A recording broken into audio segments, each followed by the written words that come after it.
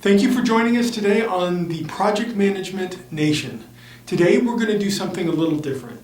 We are going to talk about something that is applicable to everyone. We are going to take a project principle, a project skill, and we're going to apply it to our daily lives. There is so much in project management that can be used outside the corporate, the government, the whatever type of job you have, boundaries, and used in our personal lives. This is something that I think will help everybody. We're going to use Kanban boards, which are an Agile tool, to help us to organize our day. I hope you enjoy it.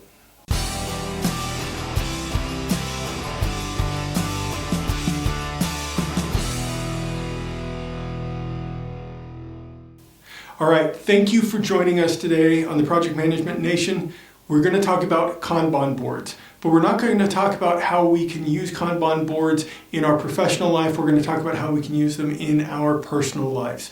So I want you to imagine with me that it's a Saturday morning.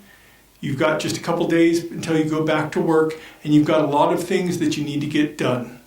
You can make a list, you can do other things, or you might just go out and try to tackle it. Well, there's a better way. You can use a Kanban board. Some people use a whiteboard, some people just create a post board, some people just do it online with their computer. We're going to just use an imaginary one that I've created for us to help demonstrate the principles of using Kanban boards in our personal life. So here's our Kanban board. You'll notice that we have three very simple columns. The first one is the to-do list. The next one is the in progress column. The next one is the done column.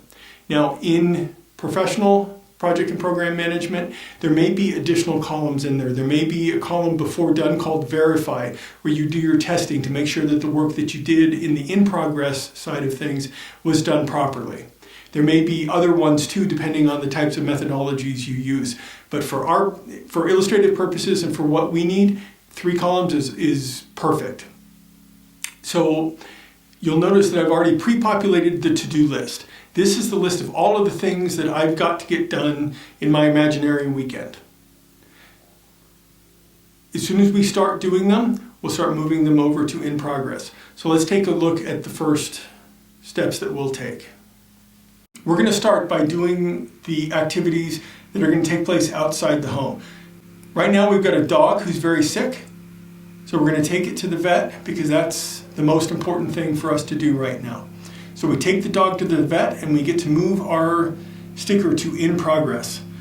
While you're at the vet and the dog is being seen, you sit down and start to make your grocery list. You don't get your grocery list all the way done because there are a few things that you still have to think through for the meals for the next week. But you take that opportunity to call the plumber so that you can get that slow draining sink taken care of. Now when you get home, you've got an extra bonus. While the dog was at the vet chose to give him a bath. So you get to take the bathe the dog sticker and move it all the way over to the done column. You also get to, on the way home, you dropped off your dry cleaning, so you were able to move that one all the way over to the done column. You took the dog to the vet, so that one moves over, and you called the plumber, so that one moves over. Make the grocery list is still in progress. So what are you going to do next? Well, you're going to start to write out your party invitations. You've got a party coming up in a couple of weeks, and you need to get those out. Additionally, you want to take a grand vacation this summer, so you decide you need to book some flights. So you start that process. While you're investigating flights, you had a good idea about what to do for dinners this week, and so you finish your grocery list and you get to move that one over to done. You also finish booking your flights, so that moves over to done. Then you decide that it's time to go back out and change the oil in the car. You get that oil changed, that moves over to done. You finish sending out your party invites, those move to done, so that leaves you with doing taxes and cleaning out the garage. Both of those you start, but you haven't completed. Now in the real world, there would be additional tasks coming at us all the time. So your spouse may call, your child may call, you may come up with an idea, something may break in the house. You're going to be continually populating that to-do list with additional stickers. When something is done, you can actually throw that sticky note away so that you make more room on the board for additional things that you get done. The Kanban board is meant to be a living, breathing tool. It's not a one and done. We don't throw the Kanban board away when we've finished all of the tasks. You continue adding to it, you continue moving things to progress, and you finish the work and move it off of that Kanban board. It's a very helpful tool in the professional world.